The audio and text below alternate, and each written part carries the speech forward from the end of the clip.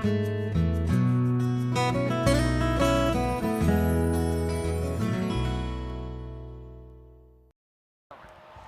this is Palomino at Chili Pepper, and we rescue wild horses. We rescue more than wild horses, but that's our specialty. We try to get the ones that are going to slaughter, and we get them rehabbed, rehomed, and adopted. We've had pigs, we've had ducks, and we have geese right now. We have mini goats, we have a mini bull, we have donkeys and burros, and pretty much everything God puts in front of us. We've had chipmunks and squirrels. I mean, whatever God sticks in front of me, He's telling me He wants me to help. So these girls we're going to ship to slaughter. And people say you can't slaughter horses in the United States. Well, you don't, but horses, thousands ship every day down through Mexico. And we got the call, and they were going to go to slaughter if we didn't save them. So they were pretty wild, but they've been worked with a little bit. But this beautiful girl right here will be up for adoption.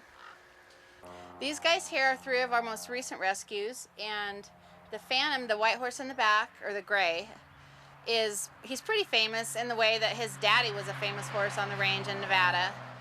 And his dad was called the Phantom because he would show up with his mares for a little bit, and then he'd just disappear for weeks at a time.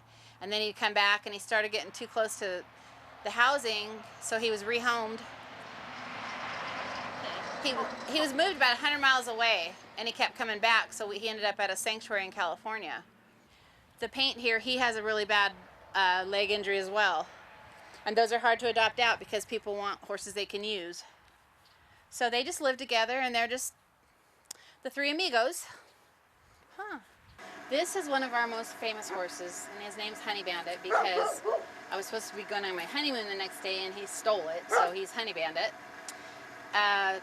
Terry Farley sent me out to monitor a roundup, and we got there really early and missed it, and ended up back at the corral, and I heard the word full, so I offered to take it because that's my specialty, is critical care. And long story short, we ended up getting this baby. He'd been rounded up for 2 weeks, and he starved the whole time, and his body was eating itself. He couldn't hear, he was deaf, and he died 3 times the next day at the hospital. And I reached in and grabbed his tongue for some reason, and he came back 3 times, and the vet's like, just let him die quietly. And I'm like, no, we didn't go through all this for him to die. I love you. Hi, baby. Hi. I missed you. Hi. How are you? Hi. Oh my gosh. He never should have lived in this. Like, he just fought everything, and he used to run into the trees because he couldn't see. We didn't know that at the time. We didn't know he was deaf when we got him because he had so much head trauma. And the white one out there, that's Grandpa from the Yakima Range, and he was an older stallion and gonna go to slaughter, and I just saw him in the pen, and he just looked at me, and he had half his ear missing and all beat up, and you could tell he was this amazing stallion, and had spent his life protecting his band and doing everything. So it's like, no, you're not going to slaughter. So we brought him home. Yes. Careful, don't get too close, huh? It's okay, good girl. Yeah, good girl. He's a domestic. I know, I love you. He's no man, and he's just here, and he's just super sweet, and he might go be a companion horse. So we have 4 Nevada donkeys out here. Mama there is adopted. She's pretty pregnant. And then we have a little Jenny over there who's hiding. We'll see her in a minute. And then there's another one out there. And then and that one's supposed to be pregnant too. We're not sure if she is. She's been exposed. And then this is our little man who kind of runs a place here. And see, donkeys and burros can see all 4 feet. That's why they like to use the mules and the offspring, you know, on that type on the trail. Because horses see their 2 feet. Okay, this is Warrior. He's a 3-year-old BLM Mustang. He came from the Antelope Complex up by, not Wells, that direction, I can't remember, Elko. He went all the way to Texas. The BLM, what they call their API program, it's Adoption Incentive Program, where if you adopted a wild horse, within so many months you get $1,000. Okay. So anyway, they dumped him, and they said they were chipping him to go to slaughter. Supposedly they have to put a chip in him The story I was told is so the Mexican government knows that there's not stolen horses on board of the shipping trucks. I don't know if that's true or not. They were either weighing him or doing something like that because they were running him through a chute, and supposedly that's how his head got all busted up. Well, I do the critical care. I'm known for that. I've done it for like the past 10, 20 years. And my girlfriend called me and sent me the picture, and I mean, that's just, I knew he needed intense care, and I knew, I've done so many of these. We've done hundreds and hundreds of horses that are just horribly injured, that are wild, and God gave me a little skill for it, so I'm really good with them. And it's all him. I mean, God gets all the glory, huh? Yes. Doc's still only giving him about a 50-50 chance of living because so many things can go wrong. He's got an infection right next to his brain, and I'm pulling it out really slowly. You can kind of see on the other side. This can be cold, but it's okay. I know. I know. You want to drink first? You want to drink first? He says, no, it's cold, Mom. I know. It's okay. We just got to get up there. I know. You're okay.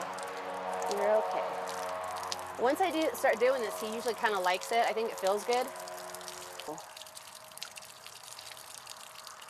I know. That's okay. Good boy. I know. Oh, goodness. We get a spot. Did we hit a spot, huh? It's okay. Nice. See, right here, I don't know if you can see it, there's a big old lump right there, and it's very painful for him. Let me see if I can get close on this. About like Where right are you there. pointing right? About right here. It's swelled up. It's got, I don't know. So we're doing really good. I mean, all this red stuff's growing back. He had it all open and bone. So in some ways, he's doing really well, but we got to keep this open so that pus can come out. We'll just see what he does. Right now, it's just day to day. We love you, huh? I know. You're such a good boy. This stuff's magical. It's not really something that a lot of vets use, but I got it when we had the mini attack by the mountain lion, and it saved his life. Come on, do your clay. I know, Dad, help me. Go help Mom. Yeah. Let me go this way. Come on, you know how we do it. Whoa, come on, you know. Ready? Are you ready? And when we come up, like when we go up, he likes it when I start at the top. Okay. There we go. That's nice, huh? That's so nice. I know. I wasn't shocked, but I was bummed when Doc said that yesterday. It's still 50-50, maybe a little bit more. But there's just so many things that can go wrong, and we still don't know how much is wrong inside, you know. Oh, yes, I do. You're a good boy. And so that's what we do every single day. One thing we need to think about is everyone wants a safe act to pass, which is great, but no one has a plan for where all the horses are going to go. And it's a huge issue because I read something where sanctuaries would take more horses. We're full. We have way too many horses. Every sanctuary I know is overflowing. And so we need to have some kind of plan to protect these animals.